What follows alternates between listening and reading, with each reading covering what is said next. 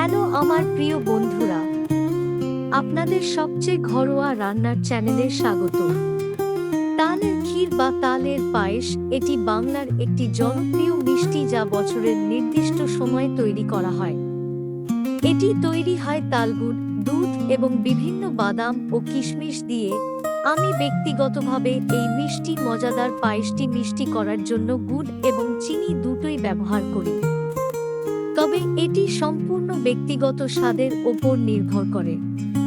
তালের ক্ষীর এর স্বাদ এবং গন্ধ অত্যন্ত শক্তিশালী এবং এটি সাধারণ পায়েস বা ক্ষীরের সূক্ষ্ম স্বাদের চেয়ে আলাদা। তো আর দেরি না করে চলুন এই মজাদার মিষ্টি ক্ষীর তৈরি করি।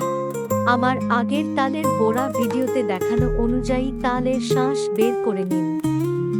একটি সসপ্যানে তালের শাঁস দিন এবং কম আঁচে এটি সামান্য ঘন হওয়া পর্যন্ত রান্না করুন, প্রায় 10 মিনিট।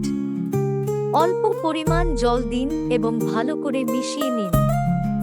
এরপর গুড় যোগ করুন এবং কম আঁচে 5 মিনিট রান্না করুন। চিনি যোগ করুন, তবে আপনার স্বাদ অনুযায়ী মিষ্টতা ঠিক করুন। কোরানো নারকেল যোগ করুন এবং রান্না চালিয়ে যান 5 মিনিট।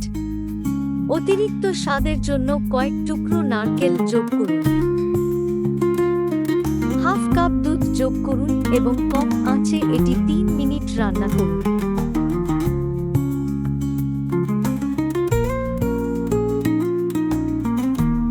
একশো গ্রাম চালের গুঁড়ো যোগ করুন এবং পছন্দমতো ঘনত্ব হওয়া পর্যন্ত রান্না করতে থাকুন।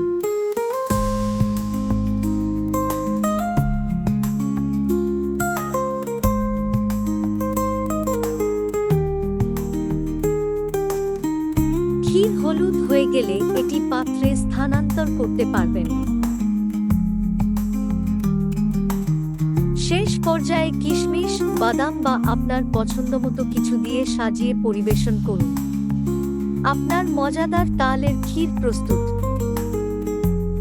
আশা করি আমার সকল বন্ধু এই রেসিপিটি উপভোগ করেছেন এবং অবশ্যই এটি বাড়িতে বানিয়ে আমাকে তাদের ফলাফল জানাবেন।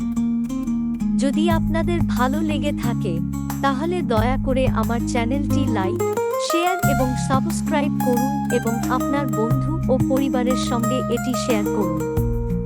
আমি খুব শীঘ্রই একটি নতুন, সহজ এবং ঘরোয়া রেসিপি নিয়ে ফিরে আসব।